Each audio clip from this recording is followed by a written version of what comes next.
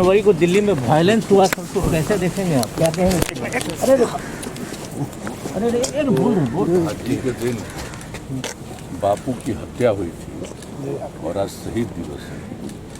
हम सब लोग अपनी श्रद्धा निवेदित करने के लिए यहाँ पर उपस्थित हुए हैं और सब लोगों को पूरे देश में बापू को हमेशा याद रखना है और उन्होंने देश को जो आज़ाद कराया और उसके अलावे देश के विकास के लिए जो कुछ भी बातें उन्होंने कही है, हम सब लोगों को उनको मानकर चलना चाहिए। और हम लोग बिहार में सबसे ज़्यादा जो बापू के विचार हैं उसको ध्यान में रखकर ही सारा काम करते हैं। और जो बापू ने सबको सुझाया और यहाँ तक कि पर्यावरण के लिए भी उन्होंने अपने ज़माने में कितनी बात कही। और हम लोगों ने जो आप जानते हैं जल जीवन हरियाली अभियान की शुरुआत कराई। उन्होंने क्या कहा था, पृथ्वी सबकी ज़रूरत को पूरा कर सकता है लेकिन किसी के लालच को नहीं। तो इस बात को नई पीढ़ी तक पहुंचा करके एक एक बात को याद रखना है। तो आज के दिन तो सबको बापू के प्रति एक श्रद्धा सिर्फ निवेदित ही नहीं करना है बल्कि उनके विचारों के प्रति अपना प्रकट करना चाहिए कि हम उनके विचारों को मान कर चलें। और आप जानते हैं कि हम लोग तो पूरे बिहार में किस तरह से बापू ने जो कहा था 7 सामाजिक पाप के बारे में, सब चीज़ों को हर स्कूल में, सरकारी संस्थानों में, और ये जो पर्यावरण के लिए उन्होंने कहा था कि पृथ्वी सबकी ज़रूरत को पूरा कर सकता है, लालच को नहीं। तो इन सब बातों के लिए हम लोग जो करते रहते हैं। और आप जानते हैं कि सारे स्कूल में सब जगह बच्चों को बापू के जीवन के बारे में, उनके विचार के बारे में हम लोग हर दिन, अभी तो ये कोरोना के चलते स्कूल उस तरह से नहीं चला है, लेकिन हर दिन इसका हम लोगों ने रखा है नियम ताकि सब लोग जाने। और हमारा तो अपना विचार है कि बापू के विचार को अगर नई पीढ़ी का 10 से 15% लोग भी इसको स्वीकार कर लेगा और उनके आधार पर आगे चलेगा तो ये देश बदल जाएगा।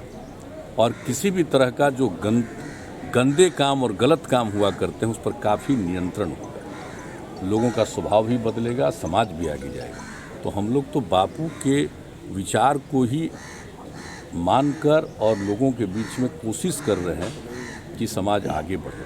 तो आज के दिन तो बापू के प्रति यही हम लोगों का विश्वास है। और हम तो इतना ज़रूर बताना चाहते हैं कि हम बापू के विचारों से अलग हटकर नहीं जा सकते।